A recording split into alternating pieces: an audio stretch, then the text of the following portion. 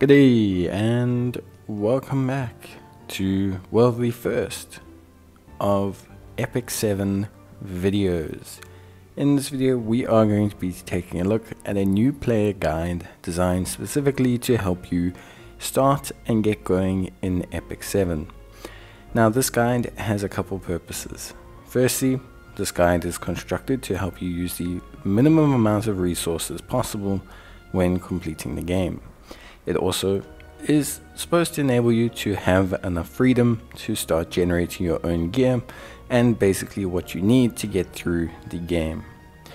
We're going to start with team compositions and we'll be approaching your progress chapter by chapter. This will cover episode 1 and where you need to be at certain points within that journey and the gear and completion of other game modes that you need to have done. You will have two teams. First things first, you need to focus on your Selective Summon and your Moonlight Summon.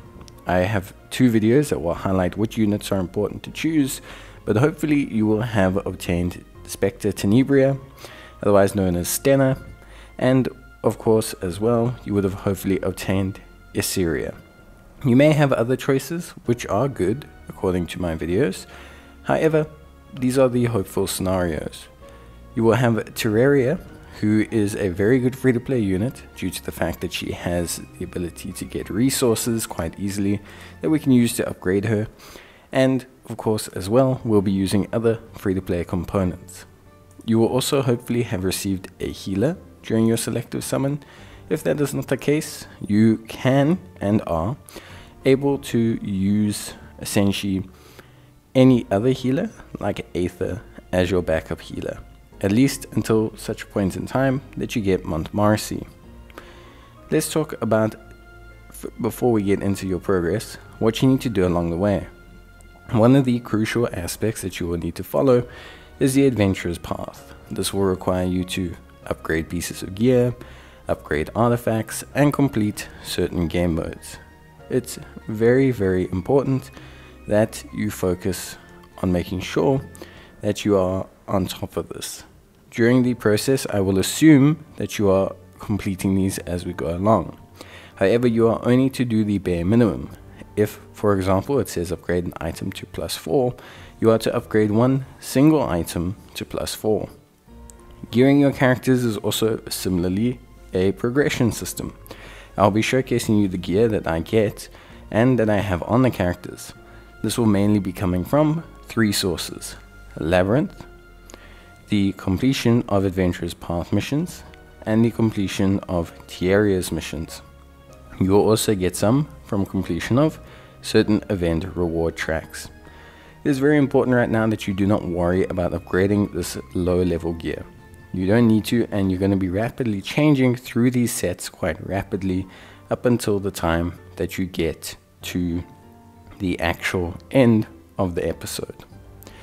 Event rewards are going to encompass both the starting player rewards, but you, depending on when you're doing this, may have certain special campaigns going on at the same time. During the time when you have those special campaigns, it is important to make certain that you collect the rewards to ensure that you are maximizing your rewards. During the course of episode 1, we'll be completing the Call to Adventure. We'll be completing Arky's 7-day guide up to around day 2 or 3, depending on how quickly you complete this guide.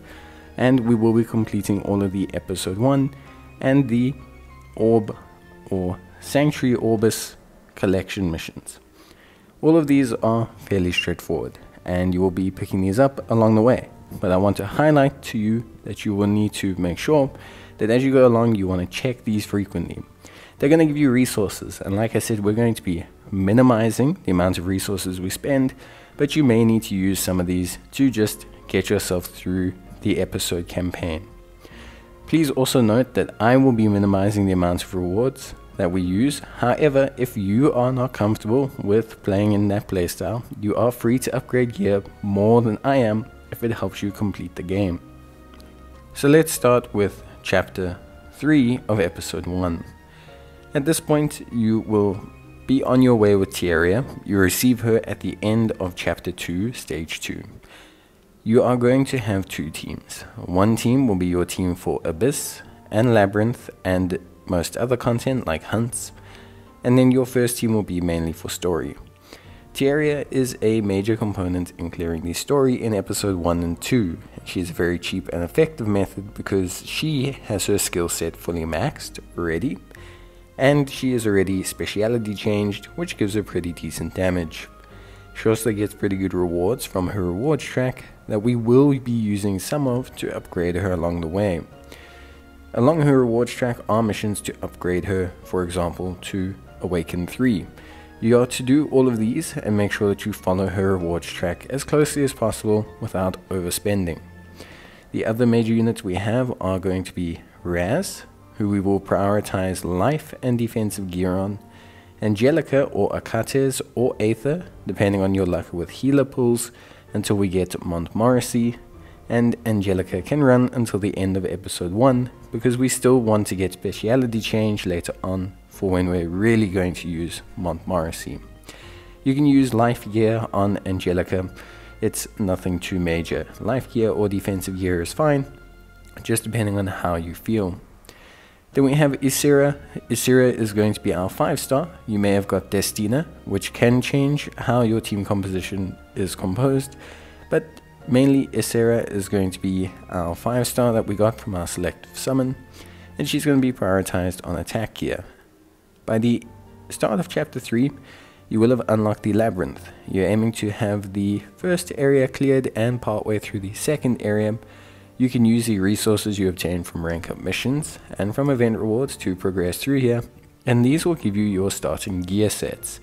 They're level 27, 51, there's some pink gear, and this is going to be your starting gear set for most of your characters. A lot of it is attack, life and defense orientated, which makes it quite simple. We then have the Abyss. You will unlock this as well during the course of getting to chapter 3, and you are to complete the Abyss basically as you can. Every time you can expend a resource to push a floor forward in the Abyss, you're going to want to. It gives us penguins, it gives us ruins, it gives us pretty much everything we need to start upgrading our characters. We're not going to be using a lot of these at first, but it's important that you start building them up and progressing your way through as you level. It will coincide with the story and keep you pretty much in a good position. We've also unlocked Spirit Altar, however we're only going to do Spirit Altar up to the point we need in rewards, which I think is only really normal difficulty. We don't need to do anything major at Spirit Altar yet, as we're not going to be using specific resources to upgrade just yet on our characters. So keep that in mind. However, you are welcome to experiment and just take a look at Spirit Altar. It is important for obtaining ruins, which you need to awaken your characters. So that should be able to help you. I will have videos about promotion, awakening, artifact limit breaking, etc.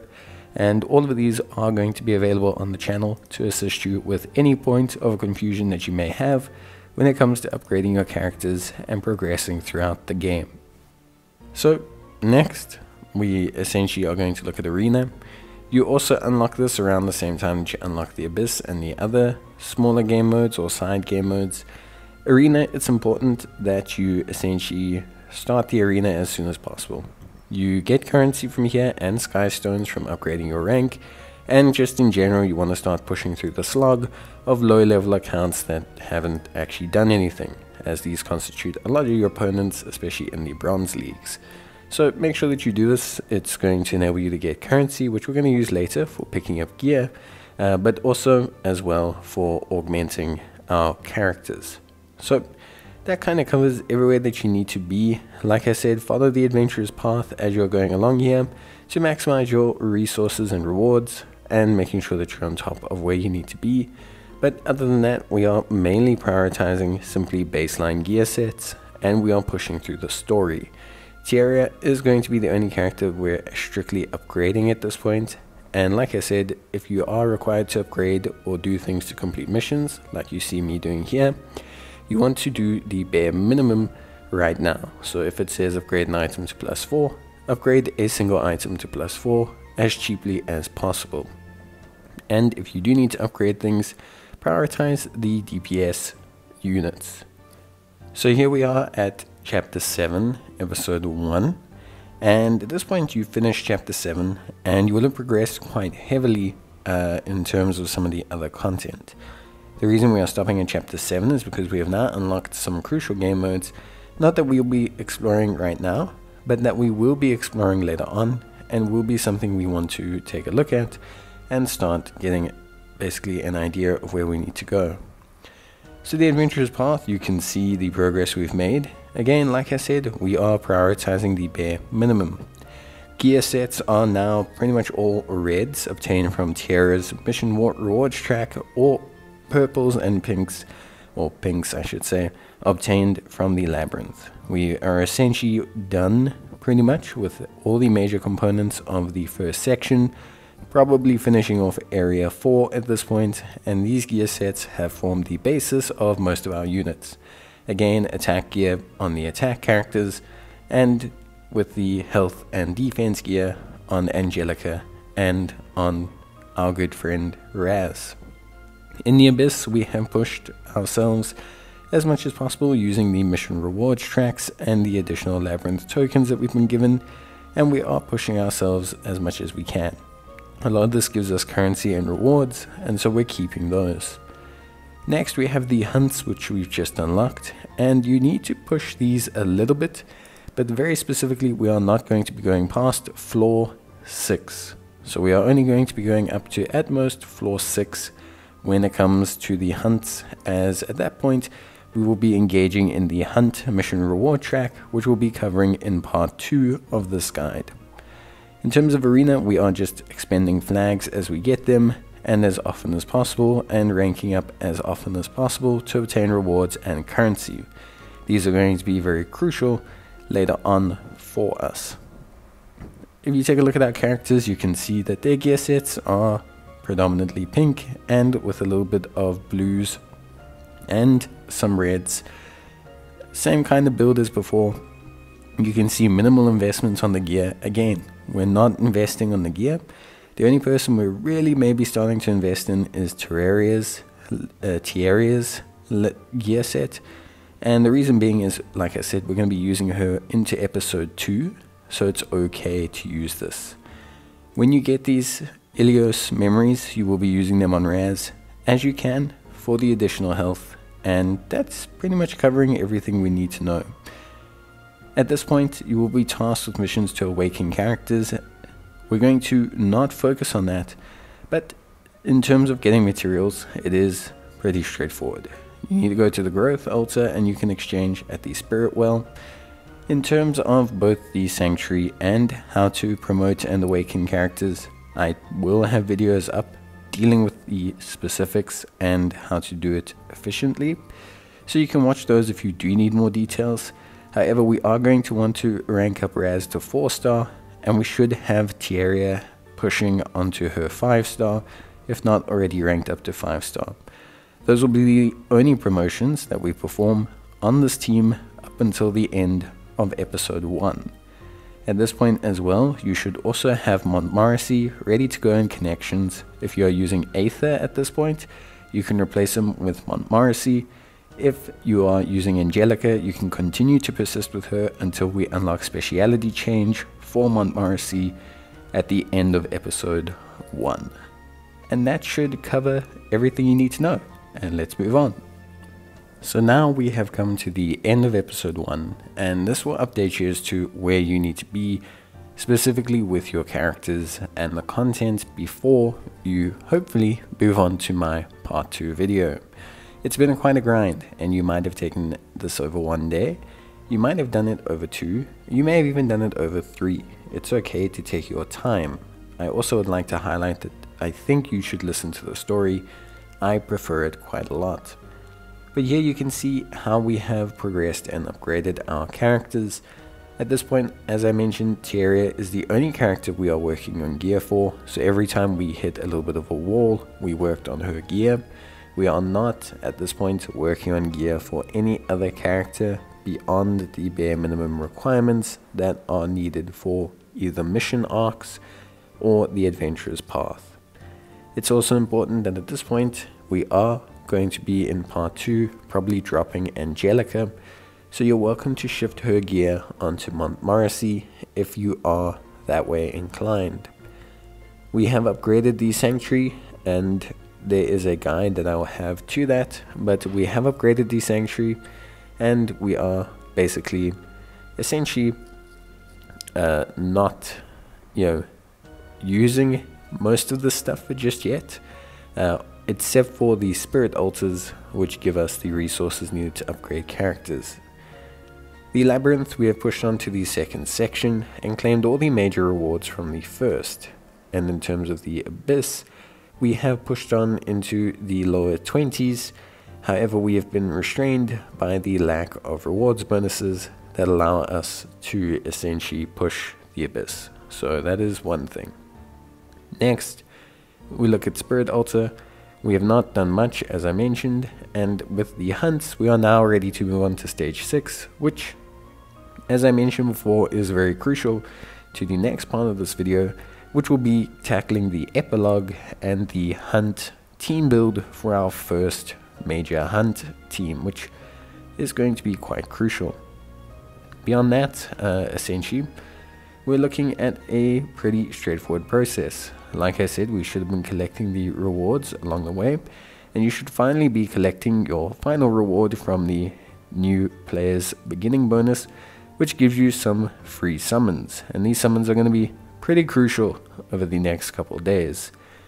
We are going to be isolating certain 3 stars from those summons. I'm not going to be focusing on 4 stars or on 5 stars much, because it's important that you need to know which 3 stars are going to be useful more than anything else.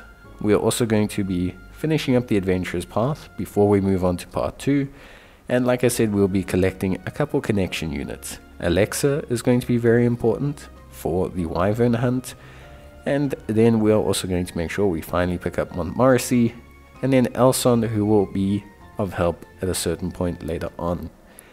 Those are the only connections you need to focus on right now. There's nothing else that you strictly need to pick up. And that's that. That should put you in a good position for the rest of the game. However, I will be having a guide that will continue to tell you exactly what to do and how to go, so that you do not spend your sky stones. You can just build up resources heading into episode 2, the epilogue, and continuing from there. Like I said though, we'll be tackling the epilogue first, and then moving into the hunts and the hunt mission bonuses, which are going to be crucial to obtaining gear, and gear is one of the most important factors in Epic 7. But that's it from me. I hope this has helped you guys out. If it has, please leave a like. I greatly appreciate it, and as always, I thank you guys very much for watching. Bye.